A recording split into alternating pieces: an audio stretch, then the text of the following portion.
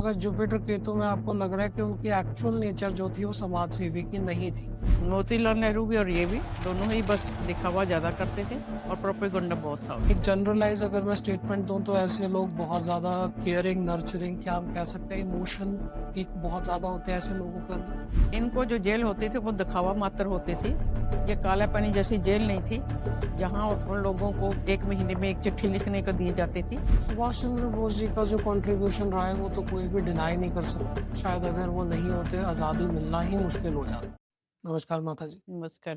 कैसे हो आप माता जी? बढ़िया। आज हम एक नई सीरीज शुरू कर रहे हैं जिसमें हम सारे प्राइम मिनिस्टर जो इंडिया के रहे हैं उनके हॉरोस्कोप को डिस्कस करेंगे।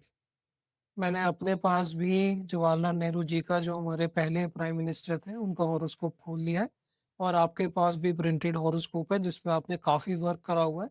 तो आज हम इनका हॉरोस्कोप आपस में डिस्कस करेंगे कि कैसे इंसान थे, इनका हॉरोस्कोप क्या दिखाता है, क्या इनका कैरेक्टर था, क्या इनकी मेंटल सिचुएशन थी, इनके लाइफ में जो इवेंट्स आए हैं उनके बारे में और ख़ास करके हम दशा वाइज़ एनालिसिस करेंगे। तो क्या आप हमें बता सकते हैं सबसे पहले कि हमने इनके date of birth, time, place क्या लिया है? जैसा कि सब जगह उनका 14 नवंबर 1889 और दोपहर रात के 22:46 22 टू 46 और इसमें हमने इलाहाबाद। जगह इलाहाबाद ली है। इलाहाबाद। तो ये टाइम के हिसाब से इनका लगन क्या बैठता है और कितने डिग्री का आता है? लगन इनका जी कैंसर बनता है जो कि 1846 डिग्री का बनता है और उसमें चंद्रमा खुद लगन में ही बैठा हुआ है। चंद्रमा लगन में बैठा हुआ है, 4 नंबर का लगन है। एक जनरलाइज़ अगर मैं स्टेटमेंट दूँ तो ऐसे लोग बहुत ज़्यादा केयरिंग, नर्चरिंग क्या हम कह सकते हैं इमोशन एक बहुत ज़्यादा होते हैं ऐसे लोगों के अंदर।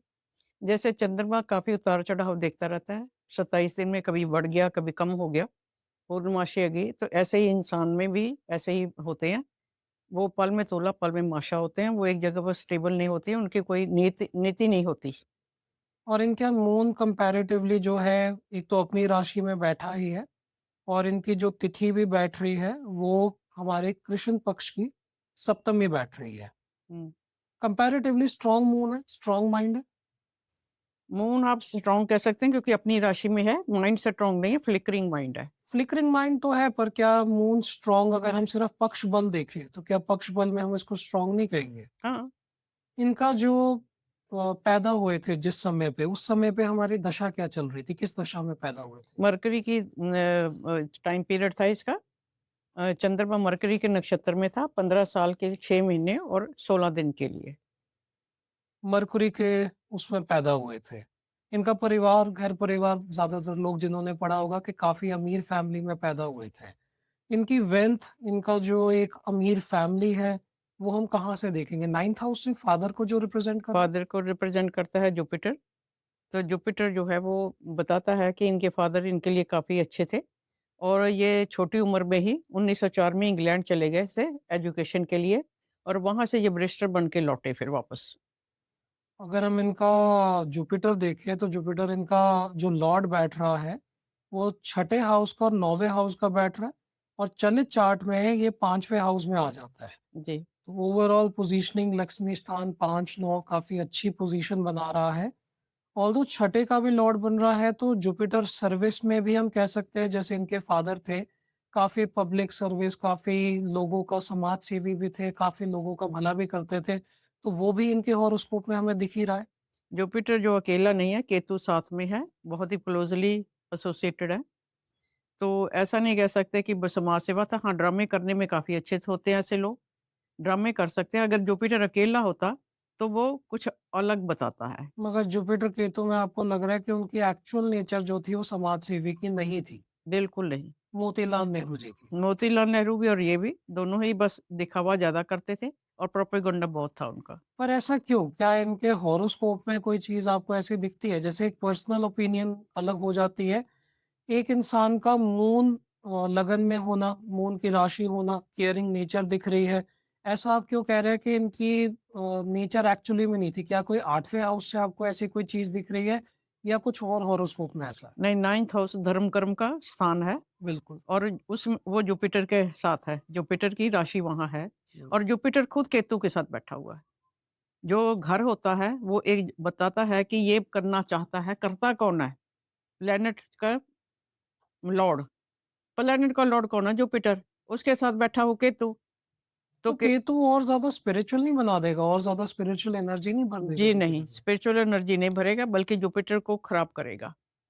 इसलिए ऐसे लोग जो है काम जो भी करते हैं उसका दिखावा बहुत ज़्यादा करते हैं। तो आपके हिसाब से उनका शो ऑफ और मतलब थोड़ा करके उसको दिखाने का ज़्यादा एटीट्यूड रहेगा। बिल्कुल। इनका जब मरकुरी की शुरू हुई है तो इनका जो हम हाउसेस देख रहे हैं कि शुरू की एजेस में एक्टिव थे वो 3 और 12 नंबर, क्योंकि इनकी छठी राशि और तीसरी राशि जो बैटरी है वो 3-12 को एक्टिवेट कर रही है और 3-4-12 का बना रही है।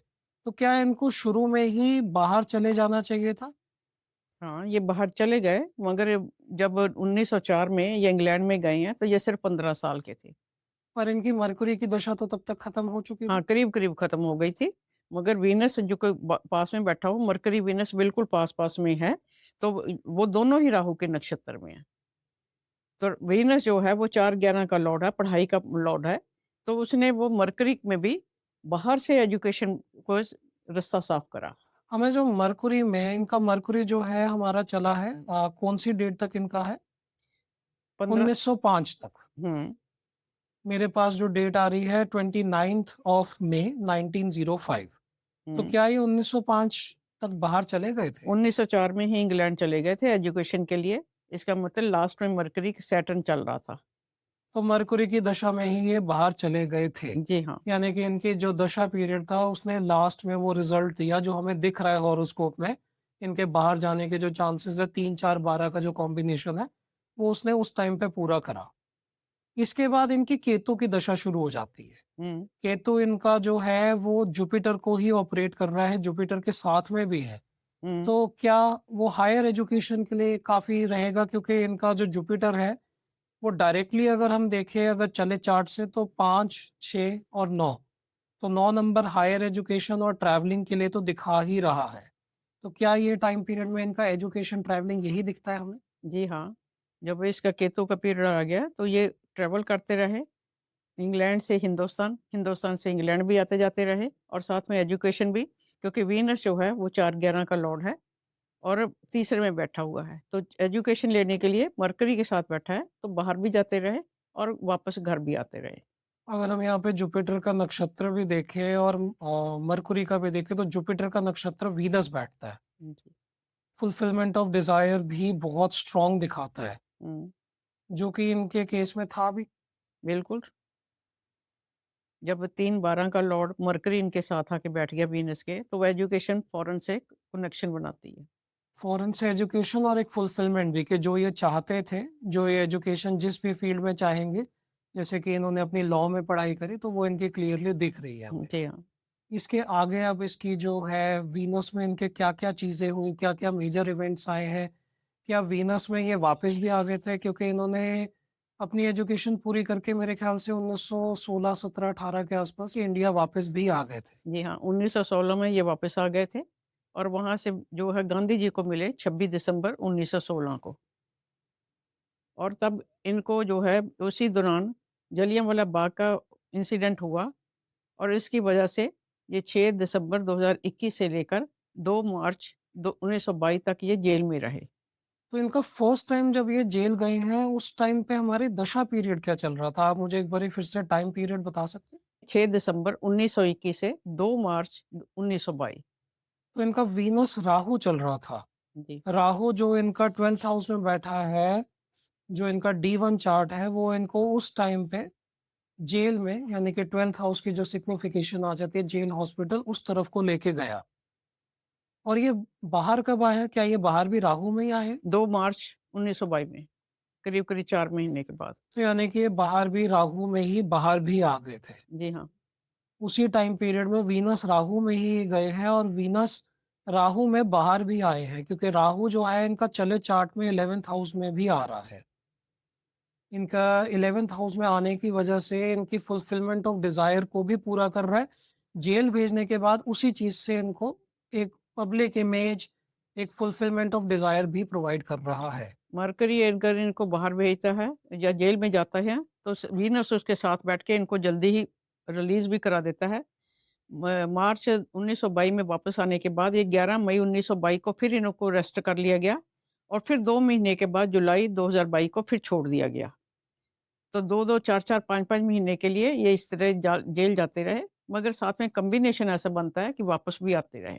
इनके हॉरोस्कोप में ये इंटरेस्टिंग चीज़ है, जो वीनस और मरकुरी का कंजंक्शन है, उसकी वजह से इनका 11वाँ हाउस और 12वाँ हाउस का काफ़ी एक स्ट्रॉन्ग लिंक बन जाता है और तीसरे हाउस का और चौथे हाउस का भी बहुत स्ट्रॉन्ग लिंक बन जाता है। बिल्कुल। अगर ये इस चीज़ में, पॉलिटिक्स में, इन चीज़ों में नहीं आते, तो कहीं न कहीं ये फ़ॉरेन में बहुत अच्छा सेटल हो सकते थे। क्योंकि इनको हॉरोस्कोप तो ये चीज़ इंडिकेट कर रहा है 3, 4, 11, 12 फ़ॉरेन सेटलमेंट बहुत अच्छी, के फ़ॉरेन से इनकम भी और फ़ॉरेन में घर भी इंडिकेट कर रहा है। उसकी वजह से तो उन्होंने लॉ की डिग्री ली थी, मगर लॉ जब इन्होंने हिंदुस्तान में आके करी तो वो प्रैक्टिस अच्छी चली नहीं और तब सबसे बढ़िया काम था कि ये पॉलिटिक्स में आ जाते और उससे बढ़िया तो कोई हो ही नहीं सकता क्योंकि पॉलिटिक्स में आके ये बाहर फ़ॉरेन लगातार आते-जाते रहते थे। फ़ॉरेन से इनकी काफ़ी ज़्यादा एक कह सकते हैं फ्लक्चुएशन भी रही है, जो हिस्ट्री में रिकॉर्डेड भी है कि इनके रिलेशन जो है माउंटबैटन से बाकियों से भी बहुत क्लोज़ रिलेशनशिप रहे हैं। ऑल्दो प्रोटेस्ट करे, इन्होंने जेल भी गए हैं, पर फिर भी एक अंग्रेज़ों के साथ बहुत अच्छे रिलेशन मेंटेन करे इन्होंने। इनको जो जेल होती थी वो दिखावा मात्र होती थी। ये कालापानी जैसी जेल नहीं थी, जहाँ उन लोगों को 1 महीने में 1 चिट्ठी लिखने को दी जाती थी और जैसे वीर सावरकर ने उन्होंने जेल काटी है, उसका तो अंश मात्र भी नहीं था। इनको किताबें लिखने के लिए दी जाती थी। इनको खानसामा दिया जाता था, जो खुद खाना बना के इनको पेश करता था और इनको हर तरह की सहूलियत दी जाती थी। जो 2 या 4 महीने जेल में जाते थे, ये एक तरह से चेंज ऑफ एनवायरनमेंट होता था इनका। आपने वीर सावरकर जी की बात करी, उनका भी हॉरोस्कोप मैं ज़रूर पढ़ना चाहूँगा क्योंकि काफ़ी इन्फ्लुएंशियल पर्सनैलिटी थे और उन्होंने जो काम करे हैं, वो तो मैं बिल्कुल एग्री करता हूँ कि गांधी जी को, नेहरू जी को जो जेल और जो वीर सावरकर को जेल थी, वो आपस में कंपैरिज़न नहीं किया जा सकता। उन्होंने जो हार्डशिप गो थ्रू करी है, वो उन्होंने नहीं करी है। शायद उनकी क्लोज़नेस जो रही थी ब्रिटिश गवर्नमेंट से, उसका फ़र्क कहीं न कहीं पड़ा था। वहाँ कोल्लू की जगह बैल नहीं लगाए जाते थे, कैदियों को लगाना पड़ता था और उनको एक डेफ़िनिट अमाउंट में नारियल का तेल निकालना पड़ता था। वीर सावरकर ने और उनके भाई ने एक ऐसी जेल काटी, जो इंसान के रोंगटे खड़े कर देती है। बिल्कुल, मैं आपकी इस बात से एग्री करता हूँ और इस चीज़ को हम उनके हॉरोस्कोप में ज़रूर डिस्कस करेंगे।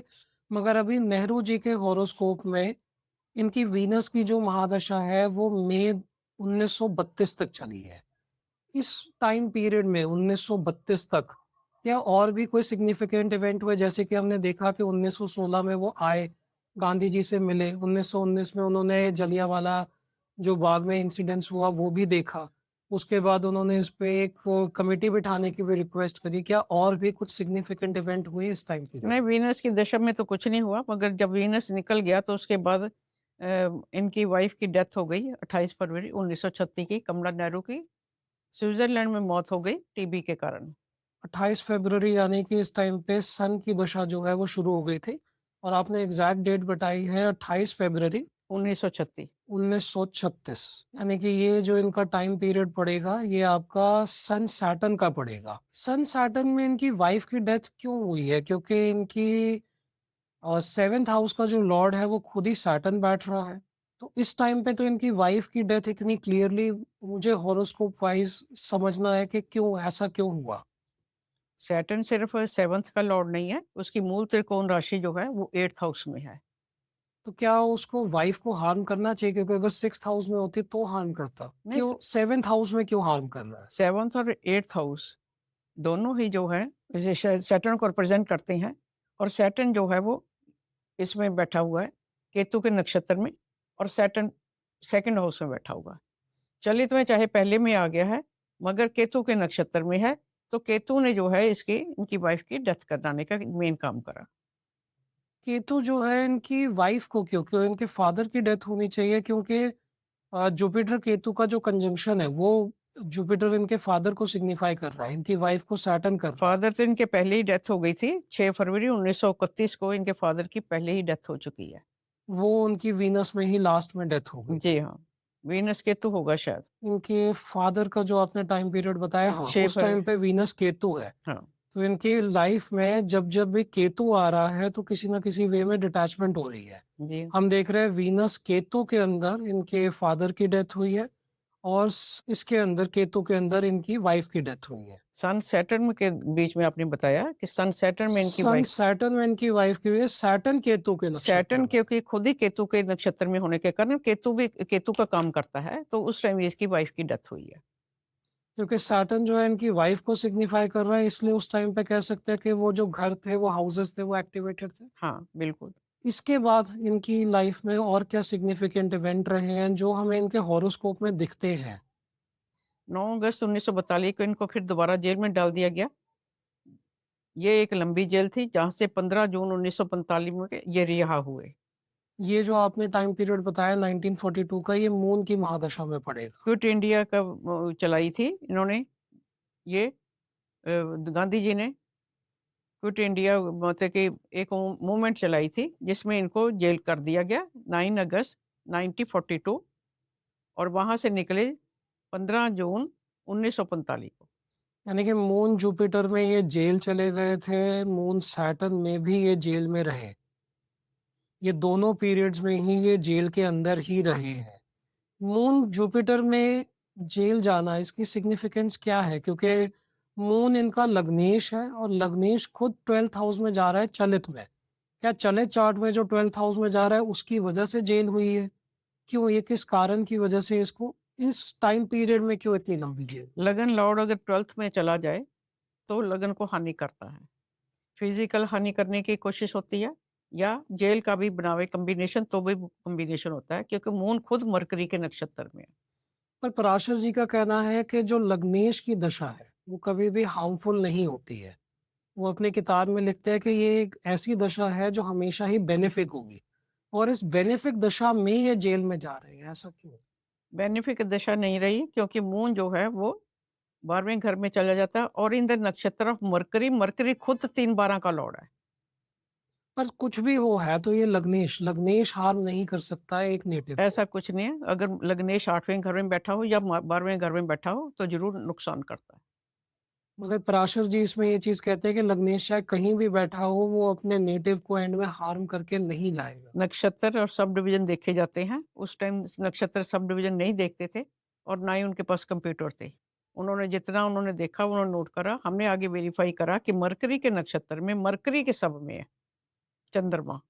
जब वो 3-4-12 3-4-12 कह रहा है, तो वो डेफ़िनेटली यही इंडिकेट कर रहा है। आगे इनकी लाइफ में आपको और क्या सिग्निफिकेशन दिखती है? जब 15 जून 1945 को वापस आ गए, तो इनको इंटरिम गवर्नमेंट का वाइस प्रेज़िडेंट बना दिया 2 सितंबर 1946 को। यानी कि इस टाइम पे इनकी जो दशा चल रही है, वो मून की ही कंटिन्यू हो रही है। जी हाँ। तो पराशर जी की बात तो ठीक है कि एंड में ये दशा जो है, चाहे शुरू में इनको प्रॉब्लम दे के गई है, पर एंड में इनकी कंप्लीट फुलफिलमेंट ऑफ डिज़ायर करी है। इनको पहला प्राइम मिनिस्टर बनाया है और इनको जो अचीव करना था, 1948 तक ये दशा चली है, वो इनको अचीव किया है। जो इनका लाइफ लॉन्ग गोल था, वो इनको दिया है। हाँ, 1946 में इन्होंने, जब भी उसके पास खाली दशा के साथ भुक्ति अंतरा भी देखे जाते हैं, अगर कोई अच्छी भुक्ति आ जाती है, चंद्रमा खुद अकेले बैठा है, उसके सामने कोई प्लैनेट नहीं है। तो इसलिए उसके साथ इसके साथ जो भी अंतर्दशा आएगी, वो बहुत ज़्यादा इम्पोर्टेंट हो जाती है। मैं आपकी बात से एग्री करता हूँ, पर एंड में पराशर जी की बात तो ठीक निकली कि अगर कोई लग्नेश की दशा है, चाहे वो शुरू में दुःख दे के गई, एंड में तो उसको फ़ायदा करके गई है। उस नेटिव का नुकसान नहीं करके गई है, क्योंकि मुझे लगता है नेहरू जी इस टाइम पीरियड में चाहे कितनी तकलीफ में रहे हों, एंड में उनको जो उनका लाइफ लॉन्ग गोल था, देश की आज़ादी मिलना, उनका पहला प्राइम मिनिस्टर बनना, सारी चीज़ें उनकी पूरी हुई है। बिल्कुल सही बात है। मगर काफ़ी अड़चनों के बाद, काफ़ी तड़कमबाजियों के बाद फिर इनको प्रधानमंत्री बनने का टाइम मिला। इसके बाद इनकी लाइफ में जैसे अब ये प्राइम मिनिस्टर बन गए थे, क्या मेजर चेंजेस रहे हैं? क्या मेजर डिसीजंस रहे हैं? क्योंकि इनको सबसे ज़्यादा क्रिटिसाइज़ करा जाता है चाइना पे जो इन्होंने स्टैंस लिया उसके ऊपर, जो इन्होंने कश्मीर के मुद्दे को बिगाड़ दिया एक तरीके से उसके ऊपर। तो क्या हमें ये चीज़ें भी दिखती हैं इनके हॉरोस्कोप में? मंगल की दशा शुरू हो गई थी इनके जब ये हिंदुस्तान आज़ाद हुआ 1947 में, मून का लास्ट पीरियड चल रहा था और इनको जब प्रधानमंत्री बना दिया, इंटरिम गवर्नमेंट का वाइस प्रेसिडेंट तो बना ही दिया था इनको। उसके बाद जब चाइना आज़ाद हुआ वो 1 अक्टूबर 1949 में आज़ाद हुआ और तब इनका मंगल राहु चल रहा था और चाइना ने अटैक कर दिया इसके ऊपर तिब्बत के ऊपर 7 अक्टूबर 1950 को और तब नेहरू जी ने कोई स्टैंड नहीं लिया। क्यों नहीं लिया? क्या इनकी दशा ऐसी कुछ चल रही थी? क्या माइंडसेट था? एस्ट्रोलॉजिकली मैं समझना चाह रहा हूँ कि क्यों? ऐसा क्यों? अगर आपका चंद्रमा लग्न लॉर्ड है, तो उसको किसी न किसी की सपोर्ट मिले, तो वो ज़्यादा फ़ायदेमंद रहता है। इनको जुपिटर की सपोर्ट नहीं है, सैटर्न की सपोर्ट नहीं है, मंगल की सपोर्ट नहीं है, वो अकेला चंद्रमा लग्न में बैठा है, जो कि चलित में 12वें घर में बैठा हो। एक चीज़ इनके चंद्रमा की और है, दोनों तरफ मैलेफिक से घिरा हुआ है। एक तरफ राहु से, एक तरफ सैटर्न से। यानी कि इनका जो लगन है और लग्नेश जो है वो पाप करतारी हो रहा है। बिल्कुल पापकर्तरी योग में है, मगर वो इतना स्ट्रॉन्ग नहीं है क्योंकि राहु जो है नीचे को जा रहा है और सैटर्न आगे को जा रहा है। हाँ, मून जो है वो बीच में है और दोनों प्लैनेट उसको तरफ कंजेशन नहीं कर रहे हैं, दोनों दूर जा रहे हैं। ये सिर्फ एक वीक लग्नेश बन जाता है, क्योंकि इसको कोई प्लैनेट जो है अपनी सपोर्ट नहीं दे रहा। इस वजह से ये इतनी हिम्मत नहीं कर पाए कि चाइना को अपोज़ कर सकें। तो वीक लग्नेश होने के बावजूद प्राइम मिनिस्टर बनना, इतना बड़ा मूवमेंट चलाना, ब्रिटिशर्स के अगेंस्ट चाहे जो भी हो, चाहे उनके थोड़ा दोस्ती भी रही पर उनके अगेंस्ट एटलीस्ट थोड़ा बहुत लड़ना, प्रोटेस्ट करना, फिर अपना एक देश चलाना, वीक लग्नेश में कैसे इतना सब कुछ? जो देश की आज़ादी की लड़ाई है, वो किसी ने पूछा था वहाँ के प्रधानमंत्री अटली से, आज़ादी के बाद कलकत्ता में वहाँ के चीफ मिनिस्टर जो थे चीफ जज थे, उन्होंने उससे पूछा था कि आप क्यों छोड़ के चले गए? क्या 1948 के क्विट इंडिया मूवमेंट के छोड़ के चले गए? या नेहरू और गांधी के कारण गए? तो अटली ने हँस के कहा कि नेहरू और गांधी की तो बात छोड़ो, उन्होंने क्या करना था, हम उनके कारण छोड़ के नहीं गए। हम आज़ाद हिंद फ़ौज के जो फ़ौजी आ गए थे, उन्होंने यहाँ रेवोल्यूशन क्रिएट कर दी थी। तो हमने सोचा कि 1857 जैसा दोबारा ना हो जाए, हमारे जो सोल्जर हैं उनको मार दिया जाए, इसलिए हमें उनको छोड़ना पड़ा। सुभाष चंद्र बोस जी का जो कंट्रीब्यूशन रहा है वो तो कोई भी डिनाई नहीं कर सकता। शायद अगर वो नहीं होते आज़ादी मिलना ही मुश्किल हो जाता। ब्रिटिशर्स को सिर्फ इंडिया नहीं बहुत सारी जगहें छोड़नी पड़ी थी वर्ल्ड वॉर के बाद, क्योंकि ब्रिटिश एम्पायर बहुत वीक हो गया था और ऊपर से बोस जो थे वो हर तरफ से घेरते जा रहे थे ब्रिटिश गवर्नमेंट को। और जो म्यूटनी हुई थी मिलिट्री की उसके बाद तो बिल्कुल ही उनका टिकना मुश्किल हो गया था। ये बात जितने भी लोग थोड़ा बहुत हिस्ट्री पढ़ते हैं उनको बहुत क्लियर है।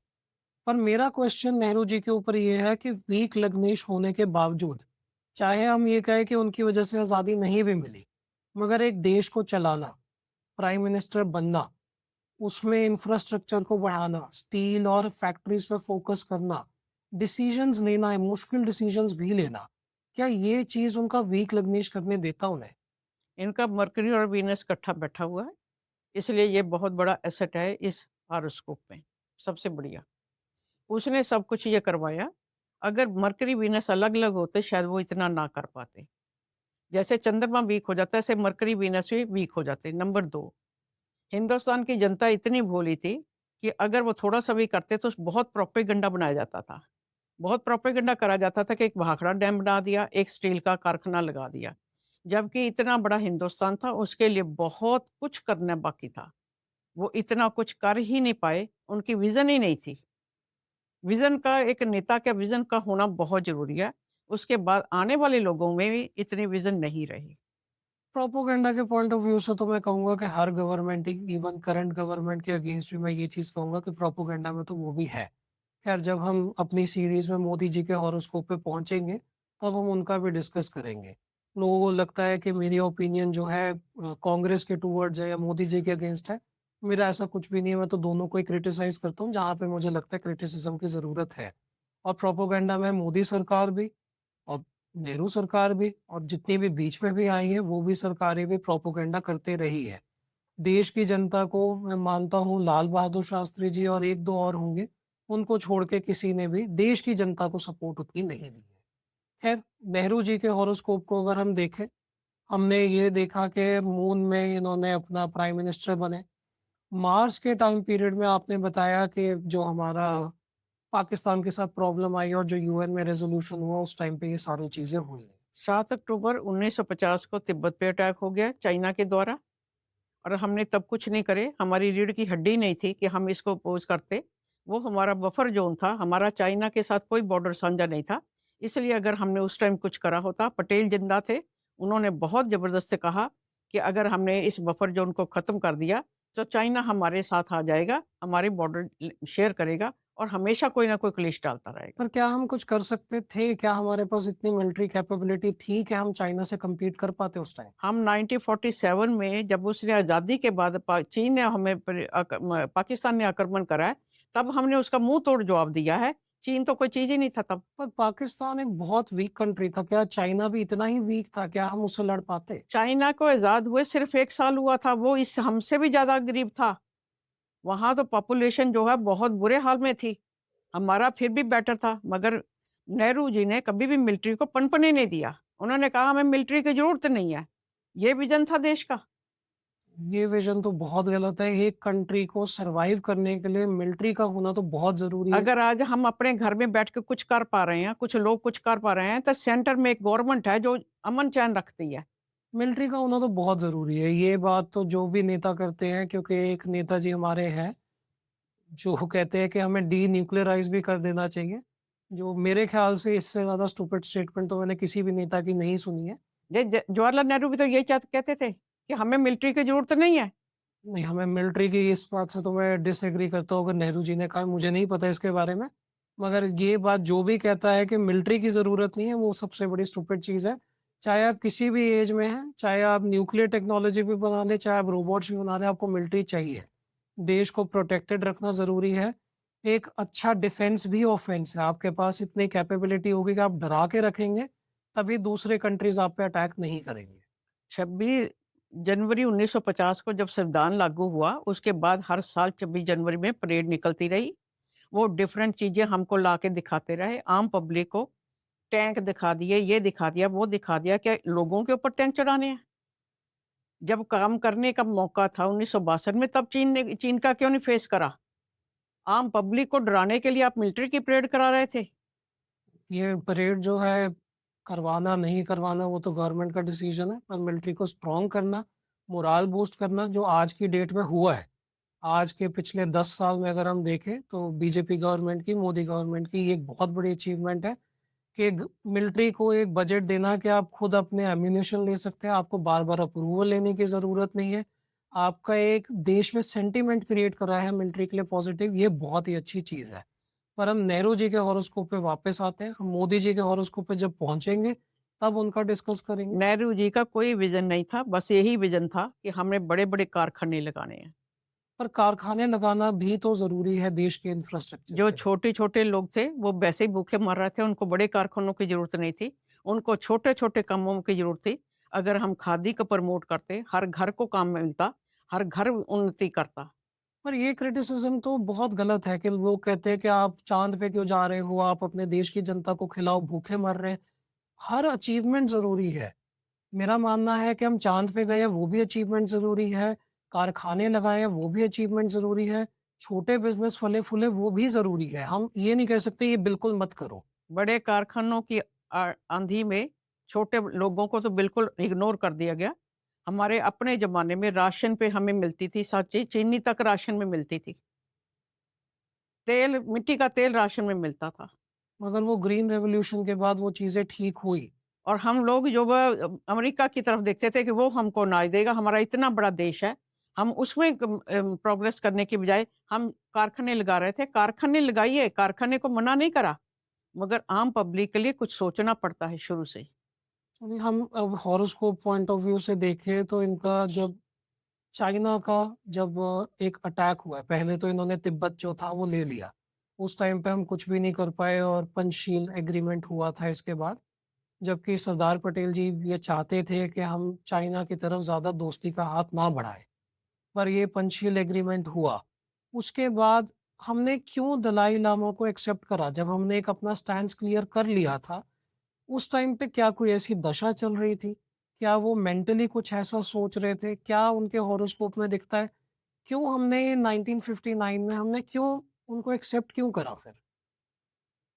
दलाई लामा जो है मार्च 1959 में हिंदुस्तान में आ गए थे और हिंदुस्तान लोग को जो है तिब्बत के ऊपर अटैक को बहुत बुरा मान रहे थे और उनके प्रेशर के अंडर उनको दलाई लामा को शरणार्थी बन के अपने हमारे देश में रुकना पड़ा। इसमें कोई ऐसी बात नहीं है जो किसी को पता नहीं है। तब से दलाई लामा यहीं पे है और यहीं बैठ के वो अपनी सारी जिंदगी काट रहे हैं। तो वो लोगों का प्रेशर था, वो नेहरू जी का डिसीजन नहीं था, वो लोगों का प्रेशर था। वो लोगों का ही प्रेशर था। उनको इतनी विजन नहीं थी। अक्साई चिन्ह जब ले लिया और संसद में बोले कि अक्साई चिन्ह में तो कुछ भी नहीं उगता था, घास तक नहीं उगती थी। तो वहाँ पर एक सांसद थे महावीर त्यागी, उन्होंने कहा कि आपके सिर पे भी एक बाल नहीं है, तो क्या आपका सिर काट के दे दिया जाए?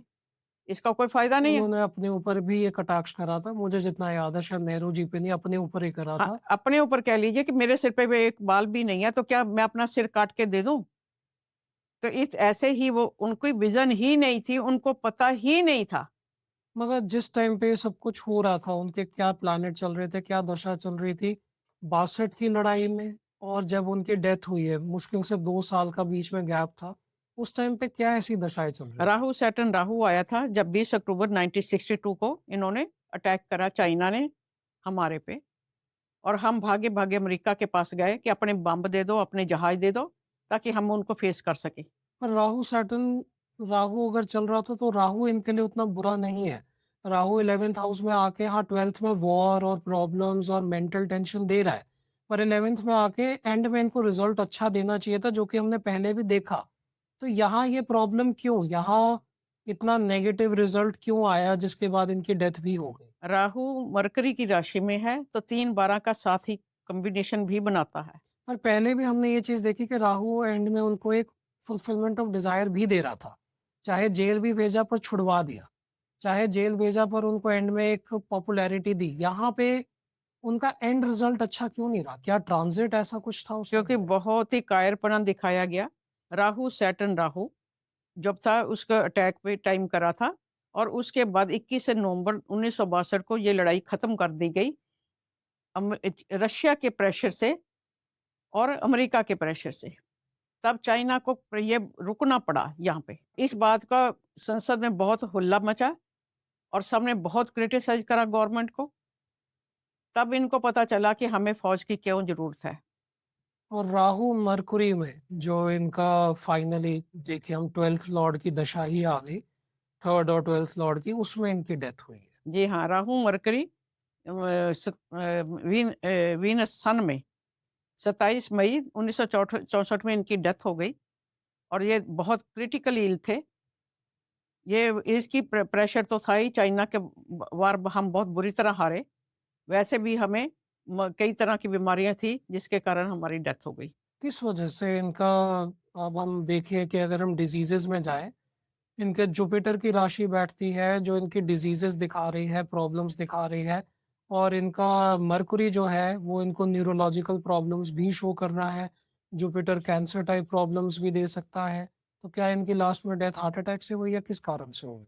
अगर आप जुपिटर और केतु देखें तो चलित में चाहे पांचवें घर में हो गए मगर वो छठे घर का रिजल्ट भी देंगे। तो छठे घर के रिजल्ट के कारण इनको इनकी सिफिलिस एओर्टिक सिफिलिस में रप्चर होने के कारण एओर्टा का रप्चर हो गया जिसके कारण इनको इनकी डेथ हुई थी। जो हमारी जुपिटर इंडिकेशन आपके हिसाब से दे रहा है, जी हाँ, सिफिलिस। बिल्कुल। तो हमारा जुपिटर केतु का जो एफ्लिक्शन थी, जो प्रॉब्लम थी, वो कहीं न कहीं दे रही है। मैंने इनका D6 चार्ट नहीं स्टडी करा है, तो मैं इस पे ज़्यादा तो कमेंट नहीं कर पाऊँगा। पर हाँ, जुपिटर का इन्फ्लुएंस इनकी बीमारी पे लॉन्ग स्टैंडिंग बीमारी भी इनकी दिखाता है। और बहुत सीवियर बीमारी दिखाता है केतु के कारण। केतु केतु के नक्षत्र में है और ये और भी ज़्यादा वर्ष है। चलिए माता जी, इनके एक ओवरऑल लाइफ पीरियड को देखना, समझना काफ़ी इंटरेस्टिंग था। मैं तो चाहता हूँ कि हम पूरी सीरीज़ मोदी जी तक कंटिन्यू करें और आगे चाहे योगी जी आए, चाहे जो भी है, हम उनका भी देखें कि हॉरोस्कोप कैसा है। जितने भी हमारे पास अवेलेबल है, हम उनको स्टडी करें, समझें, क्योंकि बहुत इन्फ्लुएंशियल पर्सनैलिटीज़ थी, जिनका प्रभाव हमारे देश पे भी रहा है। 1965 में जब लड़ाई लगी है पाकिस्तान के साथ दोबारा, पहले चाइना ने कहा कि पाकिस्तान को कि तुम भी अटैक कर दो, जो लेना है ले लो। मगर चाइना इतनी हिम्मत कर नहीं पाया, मगर जब चाइना से हम हार गए, तब पाकिस्तान में 19 सितंबर 1965 में हम पे अटैक कर दिया। क्यों? हमारी मिलिट्री इतनी कैपेबल नहीं थी। हमारी जो मिलिट्री थी, एयरफोर्स थी, हमने उसको चाइना के अगेंस्ट इस्तेमाल ही नहीं करा, डर के मारे कि इससे लड़ाई बढ़ जाएगी। ये तो वही कांग्रेस की पॉलिसी है कि हम जो है सड़कें नहीं बनाएंगे, सड़कें बनाएंगे तो चीनी अंदर आ जाएंगे, हम नहीं जाएंगे क्या उनके पास? ये तो पॉलिसी क्या गलत हम है। इस्तेमाल नहीं करेंगे? ये नेहरू की पॉलिसी है कि हम डर के रहें, अंदर बैठे रहें तो चीनी कुछ नहीं कहेंगे।